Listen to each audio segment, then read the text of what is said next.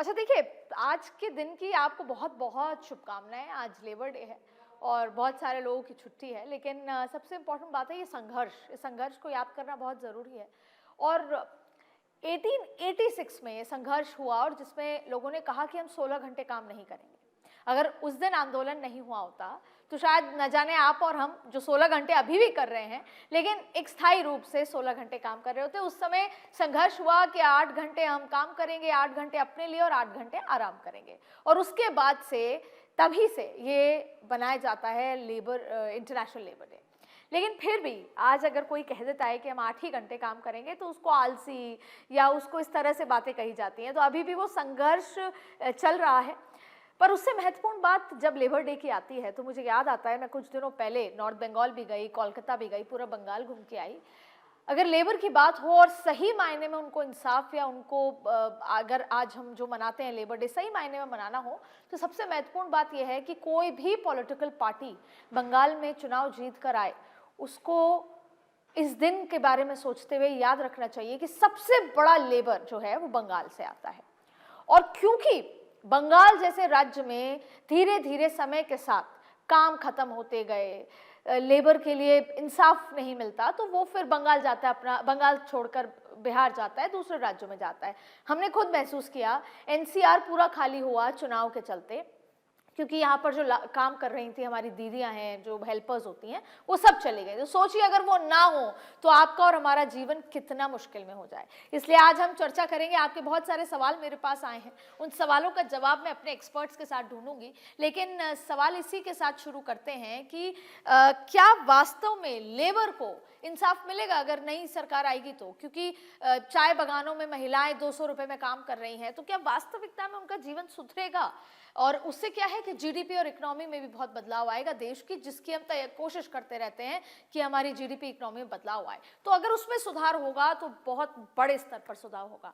तो आज मेरे साथ बहुत खास मेहमान जुड़े हुए हैं, बहुत सारे आपके सवाल आए हैं, उनके जवाब ढूंढूंगी मैं स्वागत करती हूँ सबसे पहले तो अमीन साहब का।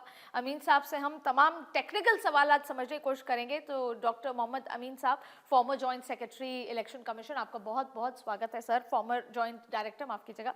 साथ में प्रोफेसर संदीप यादव है, पॉलिटिकल एनालिस्ट हैं, आपका भी बहुत बहुत स्वागत है। और एडवोकेट हर्ष दहिया जी हैं, पॉलिटिकल एनालिस्ट हैं, आपका भी हर्ष जी बहुत बहुत स्वागत है।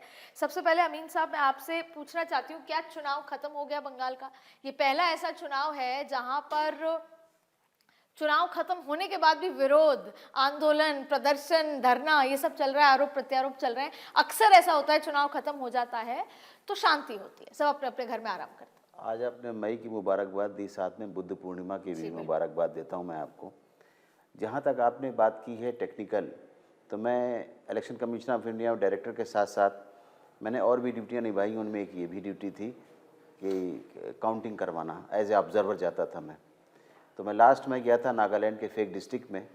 उससे ज़्यादा कोई गर्म इलाका या गर्म लोग नहीं हो सकते वहाँ, जितना टेररिज्म फैला हुआ था। वो मेरा लास्ट इलेक्शन था फेक डिस्ट्रिक्ट का, असेंबली का। और आप समझिए कि जिस दिन मैं चुनाव कराने गया उसी रात में वहाँ पर जहाँ काउंटिंग होनी थी वहाँ बम मारा गया। तब फिर हम लोगों ने डिसीजन लिया कि वहाँ पर हम पहले वहाँ पर सबसे पहले रात में कर्फ्यू लगा देते हैं, और सुबह में सबके जो हमारे लीगल लोग थे, यानी चाहे वो कैंडिडेट रहा हो, चाहे वो जो भी पत्रकार थे या जो भी हमारे पोलिंग एजेंट थे, जब स्ट्रिक्टली जांच की गई। क्योंकि हमारा 3 फेरे का होता है सिक्योरिटी का रेंज। सबसे पहले आउटर रेंज जो होता है उसमें वहाँ लोकल पुलिस होती है, उसके बाद हमारे पैरामिलिट्री के फोर्सेस के 2 स्टाफ और होते हैं, उसके बाद हमारा स्ट्रांग रूम आता है जहाँ पे हमारी ईवीएम मशीनें रखी जाती हैं। मैं आपको बताना चाहूँगा कि जहाँ तक सवाल है, पोलिंग तो हो गई, तो पोलिंग के दिन ही हमारे जो ऑफिसर्स होते हैं वो प्रिसाइडिंग अफसर कहलाते हैं, और वो साथ में उनके जो बैठे होते हैं हर दल का, चाहे वो निर्दलीय हो तो उसका भी एक कैंडिडेट होता है एजेंट के तौर पे, और रीजनल पार्टी है या नेशनल पार्टी, उनके सबके पोलिंग एजेंट वहाँ पर मौजूद होते हैं, सबके साइन होते हैं, सबसे ईवीएम मॉक ड्रिल होता है। उसके बाद फिर शुरू की जाती है आपकी वोटिंग के बाद शाम को जब हो जाता है तो वोटिंग की जो हमारी मशीनें हैं, ईवीएम मशीनें, वो सील की जाती है। सील के ऊपर भी सिग्नेचर हर एक का लिया जाता है। जो भी एजेंट होता है लास्ट में हमारा प्रिसाइडिंग अफसर साइन करता है और बताता है कि आज कितना पोल हुआ, कितना नहीं हुआ। सारा डाटा देने के बाद साइन करके फॉर्म 17 दे भी दिया जाता है उसी दिन, जिसके लिए लोग हु एंड क्राई करते हैं कि हमको दिया नहीं गया, हमें इन्फॉर्मेशन नहीं दी गई। वो काम प्रिसाइडिंग अफसर का हो गया। लेकिन साथ में जितनी मशीनें होती हैं उनको साथ में पोलिंग एजेंट ले जाते हैं, और जो हमारा जहाँ स्ट्रांग रूम बोलते हैं उसको, जिस स्ट्रांग रूम में मशीनें रखी जाती हैं वहाँ तक वो साथ जाते हैं और रखी जाती हैं, दिखाया जाता है देखिए यहाँ रख दी। जब बाहर आते हैं तो फिर स्लिप साइन कर दी जाती है, सारे एजेंट साइन करते हैं, वो उस ताले में लगा दी जाती है जो बाहर से ताला लगाता है, लॉक। और ये सब फिल्मिंग हो रही है आज भी, और जिस दिन काउंटिंग होगी उस दिन सुबह भी हमारे जो प्रिसाइडिंग अफसर हैं, हमारे जो रिटर्निंग अफसर होते हैं, असेंबली में तो हमारे एसडीएम होते हैं, वो भी मजिस्ट्रेट होते हैं, अदरवाइज पार्लियामेंट में तो हमारे जो जिलाधिकारी होते हैं वो रिटर्निंग अफसर होते हैं, ये सारे अधिकारी होते हैं वहाँ पर। उनके सामने जो है सारे एजेंट आ जाते हैं, उनके सामने दिखाया जाता है देखिए आपकी सीलें लगी हुई हैं, स्ट्रांग रूम खोला गया, उनको सबको दिखा दिया है देखिए मशीनें सब ठीक है कि नहीं। और जब तक काउंटिंग का डे नहीं आता तब तक कोई वहाँ घुस नहीं सकता, इवन कैंडिडेट भी नहीं जा सकता अंदर।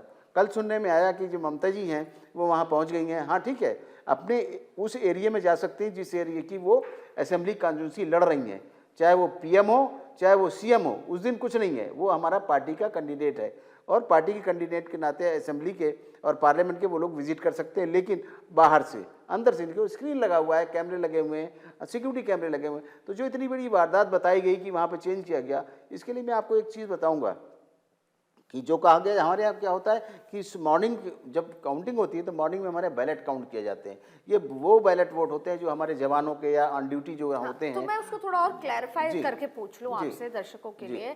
आप लोग का सवाल मेरे पास आया था कि इसकी सच्चाई क्या है। एक वीडियो वायरल होता है जिसके बाद धरना कल रात को होता है। वो वीडियो ये है, टीएमसी का आरोप ये है कि बैलेट बॉक्स के आसपास का एक सीसीटीवी फुटेज दिखाया कि कोई भी वहां पर दूसरी पार्टी का कैंडिडेट मौजूद नहीं था, और उसके बाद भी वहां पर छेड़छाड़ चल रही है। अब इसकी सच्चाई क्या है सर?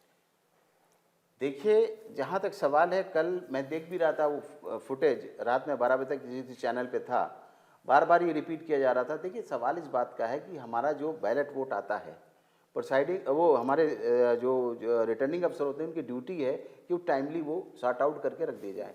जैसे बताया गया कि कल कलकत्ता की 7 सीटों पे जो असेंबली कॉन्स्टिट्यूंसीज थी उनके आए थे, तो एक ही हमारा जिलाधिकारी होगा, बाकी सब एसडीएम होते हैं।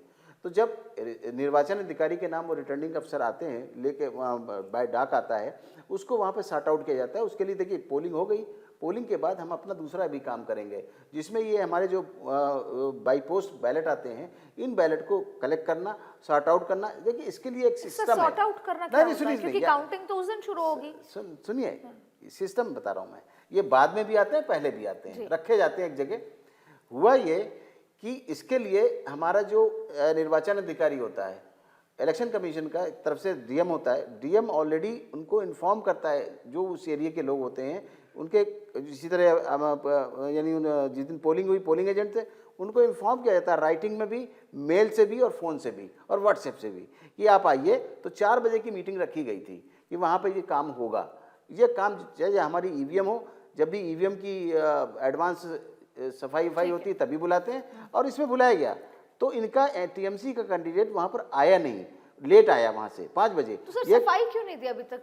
इलेक्शन कमीशन की तरफ से इसको लेकर सफाई नहीं हमारे मनोज अग्रवाल जो वहाँ पर सीईओ हैं स्टेट के, उनकी रिस्पांसिबिलिटी उन्होंने कल रात में भी किया और सुबह में भी किया, उन्होंने प्रेस को दिया। क्या है सर? पूरी प्रेस को बताया। लोग भ्रमित हो रहे हैं कि क्या हो रहा है, जो टीएमसी करती थी वही बीजेपी करने लगी क्या? मतलब लोगों को लग रहा है हमने वोट किया, हमें रिजल्ट चाहिए, मतलब ये क्या इन्फ्लुएंस हो रहा है? क्लैरिटी दर्शक चाहते हैं मेरे। जो आपने कहा, आपने स्टेटमेंट कहा कि जो टीएमसी करती थी, टीएमसी ऐसा कभी कुछ नहीं करती थी। टीएमसी दूसरे तरीके से करती थी, पुलिस के माध्यम से कर लेती थी, नहीं करती थी, एक बम मार देती थी, हिंसा होती थी। सर हिंसा तो कम हुई है संदीप जी, आप मानेंगे ना? ना, इनसे ज्यादा हिंसक कौन होगा? बीजेपी वालों से ज्यादा। आप मुझे बीजेपी वालों से ज्यादा हिंसक कौन होगा? 50 से ज्यादा लोग मारे गए पिछले इलेक्शन में टीएमसी के द्वारा 50 से ज्यादा। जवाब दे लेता हूँ, रुक जाए, मैं जवाब दे लेता हूँ। देखिए, बीजेपी से ज्यादा हिंसक कौन होगा? उन्होंने जो काम किया है, नहीं हिंसा का इतिहास रहा है बंगाल में, क्योंकि पार्टी सोसाइटी स्टेट है और वहाँ उसके लिए टीएमसी जिम्मेदार नहीं है। 1977 से 2011 तक लेफ्ट का रूल रहा, और आप पता करिएगा उसमें कितनी हिंसाएं होती थी। हिंसा तो रोकना, देखिए हिंसा जो रोकने का काम है वो केंद्र सरकार का काम है जो चुनाव करा रही है। अब देखिए वीडियोस वायरल हैं, केंद्रीय बलों की उपस्थिति में बीजेपी के लोग जो दूसरों को मार रहे हैं, उस पर कितना कार्रवाई हुई है? कोई कार्रवाई नहीं। इनका ऑब्जर्वर जाके छापामारी कर रहा है। ऑब्जर्वर का काम है कि वो ऑब्जर्व करे और इलेक्शन कमीशन को रिपोर्ट करे। अब ऐसी स्थिति है कि पुलिस ऑब्जर्वर के साथ अरे मैं जब आप बता बोल रहा रहे हूं। थे तो मैं नहीं बोल रहा IPS था, अफसर की पहले बात बीच में मत है। बोलिए, मुझे IPS बोल अफसर का। मुझे बीच में क्यों बोलते हैं, बोलने दीजिए ना मुझे। आपने जो बोला ठीक है, आप बोल लिए, मुझे अपना पक्ष रखने दीजिए नहीं please। आप तो इस वीडियो के नहीं बारे में मैं आदित्य जी मैं ये कह रहा हूँ कि पूरा का पूरा जो बातें कही जा रही हैं उसका एक दूसरा पक्ष है। जब सब कुछ सील हो चुका है तो कौन वहाँ पे 7 लोग थे वहाँ पे, वो जो वीडियो है पूरा वायरल है और वो घूम रहा है। इलेक्शन कमीशन क्यों नहीं सफाई देता है उस पर? इलेक्शन कमीशन सर क्यों नहीं कह रहे हैं ना बताता वो उनके है? दिमाग इलेक्शन के- कमीशन क्यों नहीं बताता है कि 27 लाख लोग जो छूट गए हैं, जिनके कागज से सब कुछ जमा किया था, उनकी सुनवाई नहीं हुई है। सर तो सुप्रीम कोर्ट वाला मामला आ गया ना सर। सुप्रीम मनोज उसमें अग्रवाल का क्या नाम उसमें है? खुद स्टेट इलेक्शन के कमीशन मालिक हैं। जाता है, CEO इलेक्शन हमारे। कमीशन जाता है और वो CEO कहता है कि मैडम, कंट्राइव्ड हमारे। उसकी बात करता है, मनगढ़ंत मैं बात सीओ की करता है। बात करूं तो अब ऐसी Official स्थितियों में spokesman। 27 लाख लोग छूट गए जो लोग इलेक्शन करा रहे वो थे, छूटेगा ही। जो लोग इलेक्शन करा रहे थे उन्होंने वोट नहीं दिया। सर हमारे उन्होंने तो अगर ये- इस रिकॉर्ड पे में भी मैं पेपर आऊंगी। नहीं तो अब आएंगे, देखिए, witness अब नहीं आरओ होगा, आपने छूटेगा। एसआरओ अपॉइंट किए, स्पेशल रोल ऑफिसर्स अपॉइंट किए बंगाल में 30। उत्तर प्रदेश इतना बड़ा 3 गुना बड़ा राज्य है, वहां आपने अपॉइंट किए 4।